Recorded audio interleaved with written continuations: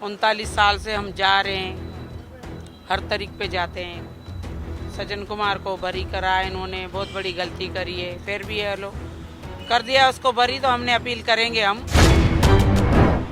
इधर से देखो भीड़ आ रही है, उधर से देखो भीड़ आ रही है। 2-2, 400 बंदा होता था, सबके हाथों में हथियार होते थे, केमिकल होता था, टेर होते थे। हमारी आंखों के सामने मट्टी का तेल डाल डाल के जिंदों को जलाया। 3 दिन 3 रातें हम यही सब देखते रहे। हमारे घर बार उजड़ गए, हमारा पूरा टब्बर का टब्बर मार दिया। एक घर के 10 जने चले गए। भूखे प्यासे बच्चे रो रहे, तड़प रहे, कोई भी नहीं, किसी ने हमारे को पानी तक नहीं पीने दिया। हेड पंपों की हथियां थी, वो निकाल के ले गए। करंट की तारे दरवाजे पे बिछा दी, भांडे सब लूट के ले गए, बंदे मार दिए, बहन बेटियों की इज्जतें लूट ली, कुछ भी नहीं बचाया। 3 दिन 3 रातें यही सब होता रहा। हाथ जोड़ते रहे, मदद मांगते रहे, किसी ने हमारी मदद नहीं करी।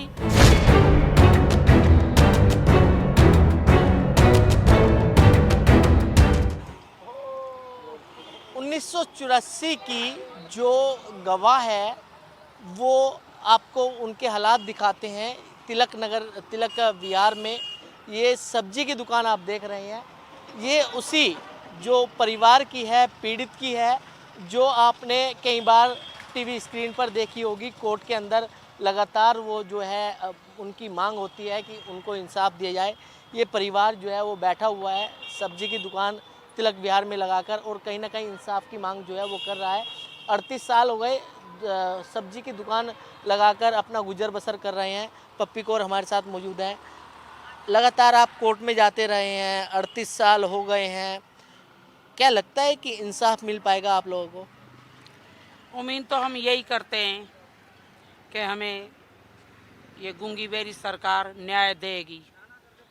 39 साल से हम जा रहे हैं, हर तरीक पे जाते हैं। सज्जन कुमार को बरी करा, इन्होंने बहुत बड़ी गलती करी है, फिर भी ये लोग कर दिया उसको बरी, तो हमने अपील करेंगे हम। अभी हम गए थे किसी बड़े के पास, वो वकील देगा, सीनियर वकील मिलेगा हमारे को, तो हम अपील डालेंगे। जो इस केस में इसको बरी कर दिया है, तो दोबारा से उस पर मुकदमा चलना चाहिए। उसको उम्र कैद है, उम्र कैद रहेगी। एक केस में अगर ये बरी करा है तो क्या गलती करी है इन्होंने, बरी करके वो कौन सा बाहर आ जाएगा? वो तो फिर भी अंदर ही है, बाहर थोड़ी आ जाएगा। क्या जिस तरीके के उस समय आप कहाँ रहते थे, किस तरीके के हालात थे उस समय, थोड़ी बताइए डिटेल में। हम 32 ब्लॉक त्रिलोकपुरी जमुना पार में रहते थे। हमारे साथ जो हुआ है बहुत ही बड़ा अन्याय हुआ है हमारे साथ। 3 दिन 3 रातें सरेआम मारते रहे, हम रोते रहे, हाथ जोड़ते रहे, मदद मांगते रहे, हमारी किसी ने भी मदद नहीं करी। हम कहते थे बचाओ बचाओ, हमारे को वो कहते थे मारो मारो मारो। इधर से देखो भीड़ आ रही है, उधर से देखो भीड़ आ रही है। 2-2, 400 बंदा होता था, सबके हाथों में हथियार होते थे, केमिकल होता था, टेर होते थे। हमारी आंखों के सामने मट्टी का तेल डाल डाल के जिंदों को जलाया। 3 दिन 3 रातें हम यही सब देखते रहे। हमारे घर बार उजड़ गए, हमारा पूरा टब्बर का टब्बर मार दिया। एक घर के 10 जने चले गए। एक एक घर के 10-10 जने जो चले जाएं, वो इंसान थोड़ी है, वो तो वैसे ही मर गया। किसी के घर का एक कुत्ता भी मरता है ना, उसको भी दुख लगता है।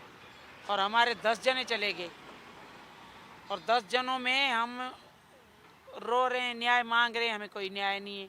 उनको सरेआम घूम रहे हैं वो दलिंदर।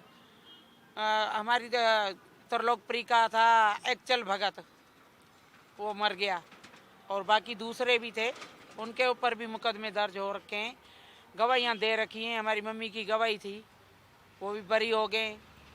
जो कातिल हैं, कातिलों को जब उम्र कैद की सज़ा हो रखी है, तो ये सरकार क्या अंधी है? इनको दिखता नहीं है भैया? इन्होंने इतना बड़ा कांड किया है, सिखों के साथ घरों से बेघर कर दिया। हाँ, हेलो, कॉलोनी के हालात भी सही नहीं है मतलब। कॉलोनी देख लो, क्या है हमारे पास? कुछ भी नहीं है। बंदा जब एक बार उजड़ जाता है ना, वो पूरी जिंदगी सुधर नहीं पाएगा, सेट नहीं हो पाएगा। हम एक एक सूट में आए थे फर्श बाजार थाने में, कुछ भी नहीं था हमारे पास। जो ये कपड़े पहने हुए ने एक एक सूटों में आए थे, भूखे 3 दिन के, भूखे प्यासे, बच्चे रो रहे, तड़प रहे, कोई भी नहीं, किसी ने हमारे को पानी तक नहीं पीने दिया। हेड पंपों की हथियां थी वो निकाल के ले गए, करंट की तारें दरवाजे पे बिछा दी, हमारे को घरों से निकाल दिया, बर्तन भांडे सब लूट के ले गए, बंदे मार दिए, बहन बेटियों की इज्जतें लूट ली, कुछ भी नहीं बचाया। 3 दिन 3 रातें यही सब होता रहा। हाथ जोड़ते रहे, मदद मांगते रहे, किसी ने हमारी मदद नहीं करी। 3 तारीख को फर्श बाजार थाने में शाम को हमारे को रात को ले जाके छोड़ा। वहाँ पे फिर बेचारे सरदार भाई कोई केले लेके आ रहा है, कोई बिस्कुट लेके आ रहा है, कोई और कोई सामान घर से अपने थोड़ा थोड़ा बनवा के ले आ रहे। भूखे प्यासे थे, बच्चे रो रहे थे, ऐसे गिर रहे थे खाने पे जैसे कभी देखा ही ना हो। क्यों? बच्चों के लिए। पिताजी तो मर गए, छोटे छोटे बच्चे थे जो वो 3 दिन के भूखे प्यासे थे। कोई पानी की बोतलें दे गया, कोई बिस्कुट दे गया, कोई केले दे गया, कोई खाना दे गया, पन्नियों में पैक कर करके। हमारी किसी ने मदद नहीं करी। 3 दिन 3 रातें जो हम तड़पते रहे, हाथ जोड़ते रहे, मदद मांगते रहे, किसी ने भी हमारे को झूठा दिलासा भी नहीं दिया कि भी चलो कुछ नहीं होएगा, तुम्हारे साथ आ जाओ, थोड़ी देर हमारे इधर बैठ जाओ, थोड़ा सांस तो ले लो। नहीं, किसी ने भी हमारी मदद नहीं करी। 38 साल हो गए, लगता है कि इंसाफ आप लोगों को मिल पाएगा? उम्मीद तो यही है सरकार से कि हमें न्याय मिले। अगर ये आज हमें न्याय नहीं मिलेगा तो ये जो खूनी है इनका दिल खुला रहेगा, कल फिर किसी और के साथ ऐसे ही होएगा। चुनाव आते हैं, उस समय राजनीतिक पार्टियां आप लोगों से सपोर्ट मांगने आती है। क्या बड़े बड़े वादे जो है आप लोगों से किए जाते हैं, क्या लगता है कि चुनाव जीतने के बाद वो वादे पूरे किए जाते हैं? कोई नहीं आता। जब इलेक्शनों का टाइम होएगा फिर सब आएंगे, फिर हाथ भी जोड़ेंगे, पैर भी पकड़ेंगे, अपनी बाहों में लेके फोटो भी खिंचवाएंगे कि हम तुम्हारा न्याय करेंगे, तुम्हें न्याय मिलेगा, इंसाफ मिलेगा, हम तुम्हारी मदद करेंगे। फोटो खिंचवा के चले जाएंगे, वोट ले लेंगे। जब वो जीत जाएंगे तो कभी भी कोई भी हमारी कॉलोनी में नहीं आएगा।